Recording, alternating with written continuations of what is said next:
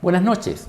Como lo anunciamos, nos acompaña en esta oportunidad Claudio González. Él es experto en educación pública, asesor del Ministerio de Educación, de la ministra en particular, y ha llegado a nuestra región porque en 2 años más comienza el proceso de desmunicipalización acá, en nuestra región. Tiene que estar instalado, por lo tanto, los diversos actores que participan o que van a ser parte de este proceso tienen que estar bien informados y, por supuesto, bien clara todo para que no haya ningún problema. ¿Cómo estás, Claudio? Bien, muchas gracias. Bueno, nos contabas en la previa que te habías reunido con el alcalde, con director del colegio. Cuéntanos cómo han sido estas conversaciones con las autoridades y también, obviamente, con los profesores. Sí, mira, ha sido bien relevante finalmente la conversación porque el poder lograr tener una ley finalmente que crea un sistema de educación pública, porque la desmunicipalización es una parte, pero además hay que crear el sistema, hay que crear todo el sistema de soporte, de los servicios locales de educación, que va a ser el ente que van a administrar los establecimientos públicos y van además a hacer el acompañamiento y el apoyo técnico pedagógico.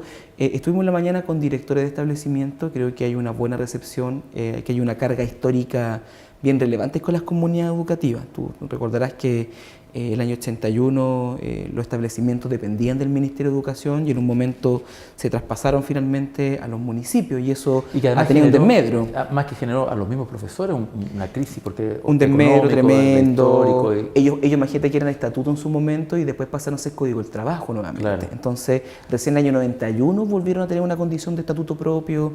Ha significado un desmedro tremendo a nivel de deuda. Hemos visto casos que son emblemáticos en municipios, por ejemplo, en otras partes del país que están en crisis bien profunda.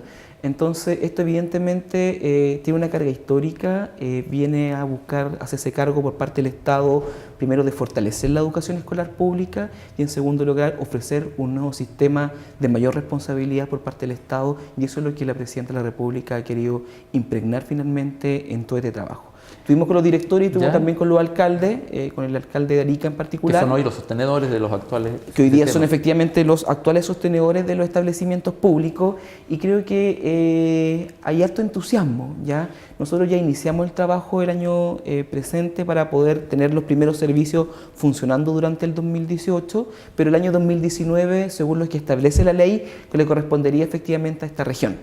Ya. Bueno, y seríamos de la primera región completa, porque entiendo que el próximo año parte primero con algunas provincias, algunas comunas en particular, los primeros pilotos de este proceso, ¿no? Sí, mira, parte en Santiago con un primer servicio local de educación que correspondería a las comunas de Pudahuel, Cerro Navia y Lo Prado, que el antiguo sector La Bandera, perdón, Barrancas que se llamaba. Claro. Y además en Coquimbo, Andacollo, y ese servicio se llama Puerto Cordillera. Serían los dos primeros, ¿ya?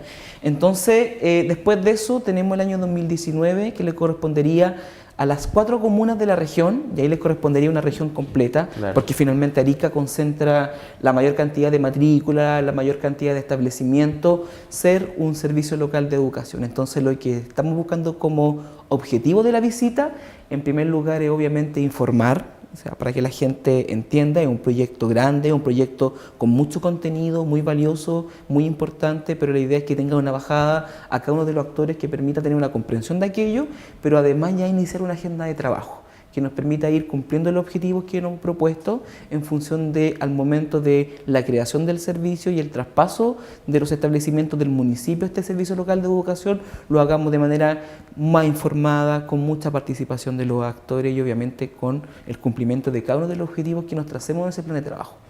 Cuando durante la dictadura se inició este proceso de municipalizar la educación pública, hubo dos grandes heridos, por no decirlo de una manera más trágica, ¿no? De la batalla. Claro, uno, lo que te comentaba recién, esto de los profesores en su carrera docente, que fue mutilada, que fue trastocada completamente. Se empezó a generar esta cosa de los, entre comillas, profesores por hora, se empezó a perder este sentido de pertenencia en muchos... Y de estado docente también. Y de estado docente en los colegios, pero también a la larga quedó una huella, y que lo hemos visto en las últimas décadas, en la calidad de la educación. Así es. Porque precisamente no había un estándar, ¿cierto? Dependía del dinero del municipio, finalmente, el estándar de la calidad de la educación. ¿Cómo ven en este proceso revertir ambos dolores históricos que están involucrados en esta trágica historia de nuestra educación? Mira, para el caso particular de este país, finalmente, de Chile, nosotros teníamos un país altamente desigual, y en consecuencia esa desigualdad igual tiene una expresión a través de los sistemas de educación que tenemos. Entonces tenemos un sistema privado para ciertas condiciones, tenemos un sistema particular subvencionado para ciertas condiciones socioeconómicas y tenemos un sistema municipal público para otro. Hoy día el 70% de los estudiantes de la educación escolar pública municipalizada son estudiantes vulnerables. Pero si nosotros hacemos un zoom a la educación municipal pública, vamos a ver que es muy distinto la educación que puede ofrecer General Lagos, por ejemplo, de la que puede ofrecer Vitacura. Claro. Porque también se expresa esa desigualdad tanto en los recursos que reciben los municipios, incluso también en las condiciones socioeconómicas de las familias y de los estudiantes en consecuencia, incluso desde el punto de vista de los recursos que reciben del Fondo Común Municipal cada uno de los municipios. Entonces, cuando nosotros hacemos un zoom a este sistema segregado y nos fijamos en el sistema público, también tenemos esa segregación. Y en un país tan desigual como este, que tiene expresiones territoriales de desigualdad, de la distribución de los ingresos y en consecuencia también de su educación, lo que es necesario acá es una entidad especializada, en primer lugar, de responsabilidad del Estado y que pueda ofrecer dos cuestiones súper relevantes. Uno, una buena gestión y una buena administración. Es decir, que los papeles estén donde estén, que la luz se pague cuando hay que pagarla, que los salarios de los profesores se paguen cuando tienen que pagarse y por otro lado tengan un acompañamiento técnico pedagógico para que los profesores puedan evidentemente mejorar su desempeño, puedan mejorar también el proceso de enseñanza-aprendizaje y ofrezcamos experiencia a los niños y niñas y jóvenes que están en la educación pública municipalizada de alta calidad. Entonces, finalmente este sistema tiene esos dos objetivos, tener un sistema de gestión y administración más fortalecido por un lado y por un segundo lado un apoyo técnico pedagógico que pase de un sistema de alta competencia a de alta colaboración finalmente. Oye, y en este proceso sabemos que la ley tuvo sus tiras y aflojas como toda ley, ¿no? Así es, tiene mucho que ver con la política finalmente, claro, una tramitación legislativa. Y con la famosa cocina del Congreso, como diría Saldívar. Y entonces, ¿cuánto quedó pendiente? Porque esos filtros a veces políticos sí, claro, hacen que cosas queden en un sedazo que a lo mejor a muchos no quisieran, pero quedan, porque sí, claro, si no las leyes no avanzan. ¿Qué cosas quedarían como tareas pendientes, porque ya no para este gobierno, pero para el futuro gobierno, para seguir en este camino de mejorar la calidad de la educación pública?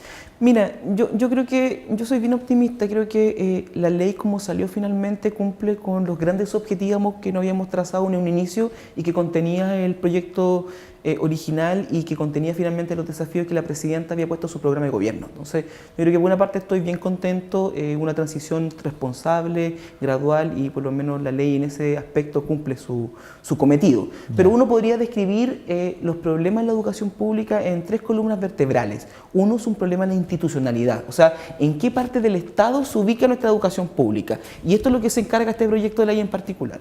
Hay un segundo problema que dice relación con el sistema de financiamiento. ¿Ya? Hoy día tenemos una alta concentración de subvenciones escolares y en consecuencia la proyección es media compleja porque depende de la asistencia de los estudiantes finalmente la subvención. Entonces yo tengo costos que son fijos, pero ingresos que son variables, claro, y eso es un poco complicado. Si bien este proyecto ya algo aborda, por ejemplo, los servicios van a estar financiados directamente por ley de presupuestos, ya, cuestión que antes no ocurría y que finalmente esos recursos se descontaban de la subvención escolar, de la plata que tienen que ir a la escuela, a los establecimientos educacionales. Entonces algo se avanza, pero todavía estamos al debe a poder proponer al país un nuevo sistema de financiamiento que permita ir fortaleciendo efectivamente esta nueva institucionalidad. Y hay una tercera arista que me parece a mí que es necesario ir abordando también, cómo construimos los conocimientos y los saberes a propósito de un currículum nacional, o sea, ¿qué tienen que aprender los niños? ¿Ya? ¿Qué perfil de ciudadanos queremos tener? Queremos jóvenes críticos. Entonces, en función de eso, creo que también es importante ir abordando aquello. Pero esta ley se enfoca básicamente en resituar dentro del Estado y ofrecer una nueva institucionalidad a la educación pública que permita fortalecerla por un lado, claro, y permita también ofrecer calidad a los niños y niñas y jóvenes que participan del sistema educativo. Estamos a puertas de la segunda vuelta presidencial y sí, obviamente según la mirada política de cada cual, o de quienes miren esta iniciativa desde su posición política, pueden pensar que según quien gane se avanza más rápido o se puede hasta retroceder. ¿Es real ese escenario de avanzar más o de retroceder en el contexto de esta ley? Mira, yo creo que primero el debate público en función de la elección presidencial ha estado súper concentrado en la educación superior. Creo que es relevante cómo avanza la gratuidad y en consecuencia cómo los candidatos también generan en sus propuestas programáticas ir consolidando la gratuidad, porque la gratuidad también dice relación con concebir la educación como un derecho social. Claro. En consecuencia también se avanza en ese sentido y también en el tema de qué pasa hoy día con el gran endeudamiento de los jóvenes y las familias que acceden al CAE. Ese ha estado el debate hoy día. Pero ha estado en segundo lugar el debate de la educación escolar. Ahora, por lo menos si uno contacta los programas, tanto de ambos candidatos, tenemos por un lado, Guille, ¿cierto?, que propone seguir fortaleciendo este proceso, avanzar en modificaciones en el sistema de financiamiento efectivamente y lo que él ha definido como revolución en el aula. O sea, tenemos hoy día la institucionalidad que nos permite asegurar proyectar la educación, pero además necesitamos ir mejorando, modernizando, dándoles más horas para que los profesores puedan planificar en función de que aquello que pasa dentro del aula, el proceso de enseñanza-aprendizaje, tenga mayor calidad. Claro. Eso es lo que ofrece efectivamente el candidato Alejandro Guille. Por otra parte, el candidato Sebastián Piñera lo que ha dicho finalmente es que quiere tener 300 escuelas bicentenario, ya que de una u otra forma tiendo a pensar yo que finalmente nuevamente entrar en un modelo de segregación, porque es concentrar los mejores en un establecimiento, pero lo que nos corresponde como Estado... Y pensando en la estructura solamente. Y lo que nos corresponde como Estado es asegurar una educación de calidad para todos y todas en todos los rincones del país. O sea, nuestro problema no es solamente crear instituciones que concentren los mejores, porque siempre van a tener buenos resultados si los mejores están concentrados solo en un establecimiento. Claro. Estamos haciendo cargo del problema en su complejidad, en su profundidad y poder ofrecer a todos los chilenos y chilenas, a todos los niños y niñas y jóvenes, porque ese es el valor que tiene la educación pública, una buena educación de calidad. Y en consecuencia, ahí hay una contraparte finalmente que evidencia que hay enfoques distintos. Y por último, hace poco salió un alcance en el Congreso a la ley de inclusión, sí, y que tiene que ver con cosas particulares. Obviamente hay un contexto de educación pública estándar que uno espera un estándar mínimo de calidad para todos, pero también están los que aparece como ejemplo con las escuelas artísticas, ¿no? Que quedaron dentro del mismo saco y podrían haber escuelas deportivas, me imagino también en un contexto donde obviamente las cualidades o habilidades que se piden para estar ahí tienen que ser de alguna forma exclusivas por razones obvias. ¿Se proyecta también en este sentido manejar estas excepciones para precisamente estas habilidades particulares que pueden tener muchos estudiantes, poder potenciarlas dentro del proceso público de educación? Sí, mira, por ejemplo, aquí en Arica estuvimos hace poco con la Seremi visitando efectivamente la escuela artística. Es una escuela que pasó de muy poca matrícula a mucha matrícula porque hubo una inversión importante desde el punto de vista de la infraestructura y los espacios para que esas habilidades particulares, ¿cierto?, y esos enfoques particulares tengan donde desarrollarse. Eso evidentemente que la educación pública tiene que ofrecer esa diversidad de proyectos educativos, más allá de que tenga un estándar general. Pero hoy día la idea es también fortalecer efectivamente, por un lado, la educación técnico-profesional y vamos a tener además 15 centros de formación técnica estatales que van a permitir articulación entre la educación pública técnico-profesional con los centros de formación técnico-profesional por un lado. Vamos a tener además recursos y apoyo técnico-pedagógico especializado para estas escuelas que ofrecen proyectos artísticos, proyectos deportivos y esperamos que evidentemente con una estructura más fortalecida, con más recursos, con una capacidad de soporte técnico, profesional mayor, obviamente tengamos más viabilidad de esos proyectos educativos que tienen un enfoque particular como son la escuela deportiva y la escuela artística. También recordar que hoy día tenemos en Chile, que son todas públicas, escuelas cárceles. Claro. Y tenemos también escuelas hospitales. Entonces también la idea es que esa diversidad que tiene hoy día la educación pública, porque tiene esa obligación constitucional de ofrecer a todos y todas una alternativa en educación, ¿ya? Y en consecuencia parte del sentido de esta ley es efectivamente también entregar los soportes, los recursos necesarios para que esos proyectos educativos se puedan generar y se puedan proyectar. Tú acabas de mencionar algo, y para terminar, porque estoy medio pillado en el tiempo, pero Ya. no puedo preguntar lo que mencionaste de esta conexión de la educación secundaria con el ámbito ya profesional, técnico profesional. Sí. Es histórico, en los años 60, 70 sobre todo. La escuela de oficios. La escuela de oficios, esto de conectar la productividad particular del país, en particular de las regiones, con la educación, porque obviamente necesitamos profesionales, técnicos para que el país se desarrolle.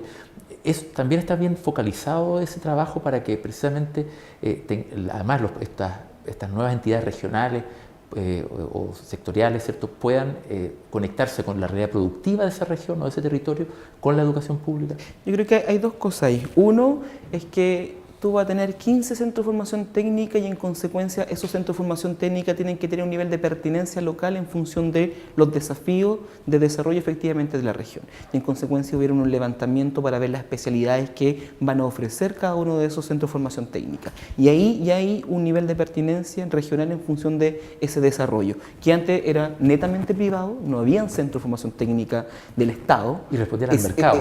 Y respondían básicamente al mercado, etcétera. Pero hoy día tenemos, ¿cierto?, que estos centros de formación técnica que son del Estado tienen pertinencia en función de los desafíos y los objetivos que tiene la región por un lado.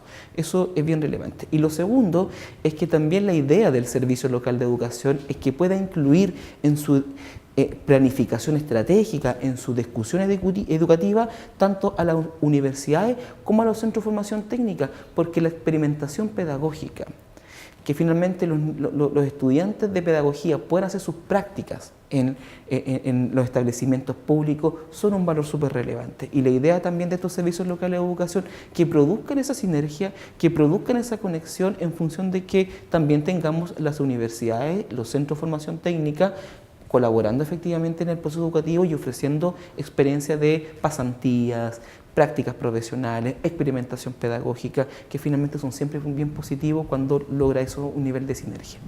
Claudio, te quiero agradecer por haber venido esta noche a conversar con nosotros y bueno, estaremos seguramente viéndolos más seguidos porque se va a estar en este proceso de aterrizaje. Tenemos un año para seguir conversando y que la conversación no se agota solo hoy. Perfecto, muchas gracias. Muchas gracias a ti, hasta luego. Y después de una pausa comercial seguimos con más Notivisión.